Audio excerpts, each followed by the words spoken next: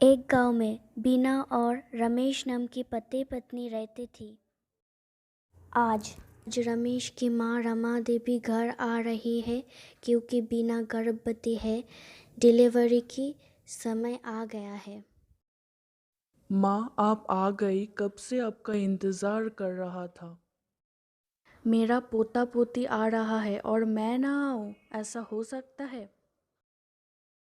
पाए लागू माँ जी। हाँ हाँ, ठीक है ठीक है। जल्दी से एक गोरी चिट्टी पोता या पोती दे दे।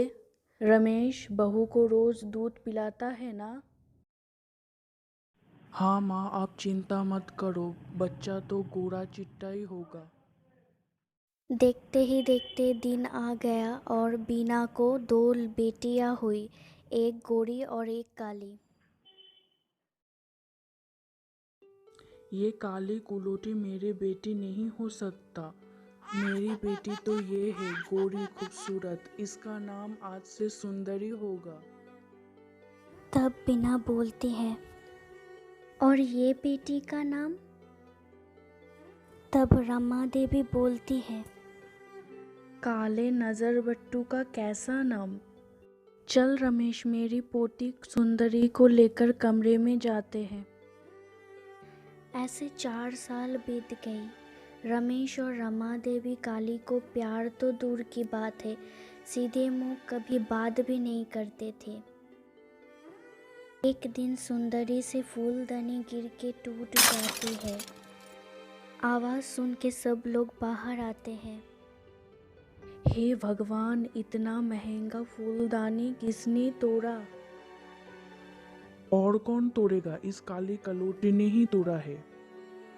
सुंदरी जानती थी पापा और दादी काली को पसंद नहीं करते हैं, और सुंदरी भी मौका नहीं छोड़ती थी काली को परेशान करने का। सुंदरी पापा को डांटते हुए देखकर बोलती है, पापा, इस काली ने ही तोड़ा है, मैंने देखा। इस काली का पंख तो बहुत फड़फड़ा रहा है। रमेश काली को डंडे से बहुत मारता है।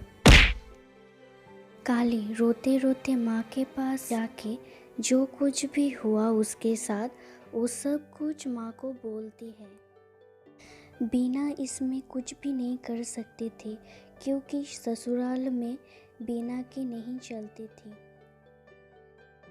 एक दिन रमेश सुंदरी को एक अच्छा सा इंग्लिश मीडियम स्कूल में भर्ती करके घर आता है। काली को बहुत बुरा लगता है।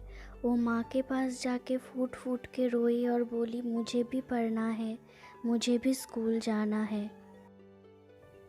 तब बीना रमेश के पास आती है।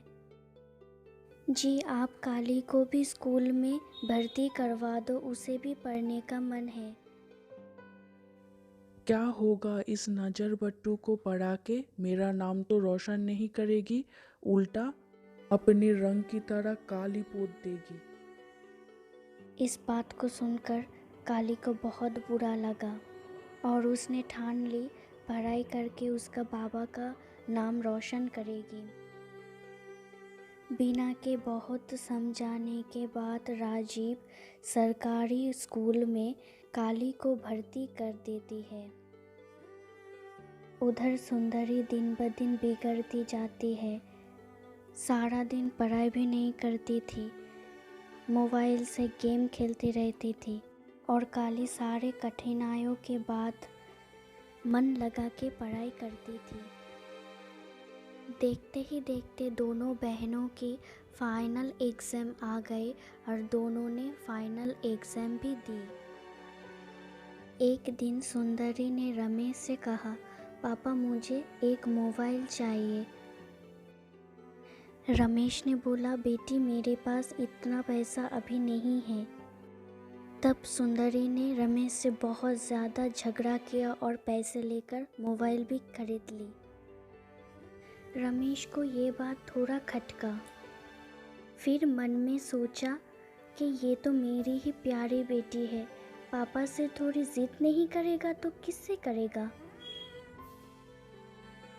एक दिन रमेश माँ रमा देवी और सुंदरी को लेकर बाहर घूमने के लिए जा रहे थे। तब पापा मुझे भी घूमने के लिए लेके जाओ ना।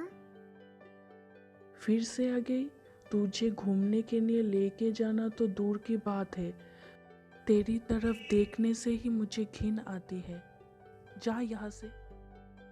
काली इस बात को सुनकर पूरी तरह से टूट गई और रोने लगी। कुछ समय बाद ये खबर आती है कि रमेश का कार का एक्सीडेंट हो गया है। बीना और काली रोती बिलखती अस्पताल पहुंचती है। रमेश और रमा देवी कार के सामने बैठी थी, इसीलिए चोट आई, लेकिन सुंदरी को एक भी चोट नहीं आई। बीना और काली हर रोज़ अस्पताल जाती थी, लेकिन सुंदरी एक भी दिन अस्पताल नहीं गया। 3 दिन बाद दोनों को छुट्टी हो गई और वो दोनों घर वापस आके रमेश सुंदरी को अपने पास बुलाया, पर सुंदरी जाने से इनकार कर दिया। ये सुनकर रमेश और रमा को बुरा लगा। एक दिन सुंदरी पापा के पास आया। पापा मुझे कुछ पैसे चाहिए। बेटी, मेरा एक्सीडेंट हुआ है, मैं इतना पैसे कहाँ से लाऊं? मेरे पास तो पैसे नहीं है बेटी। सुंदरी गुस्से में वहाँ से चली जाती है। सुंदरी ने पैसे के लिए पापा को फ़ोन बेच दिया और इधर काली दिन रात एक करके दादी और पापा का सेवा करती रही। दोनों जल्दी से ठीक हो गए और काली से माफ़ी भी मांगी अपने किए के लिए। इतने में ही दोनों बहनों का फाइनल एग्ज़ाम का रिज़ल्ट आया है। काली ने टॉप किया है तो उधर सुंदरी ने फेल किया है। रमेश रिज़ल्ट को देख के रोने लगा। उसे पिछली बातों का याद आया। उसने काली को गले से लगाया और माफ़ी मांगी, प्यार भी किया। उधर सुंदरी को भी अपनी गलती का एहसास हुआ और वो भी माफ़ी मांगी सबसे। सब खुशी खुशी रहने लगा।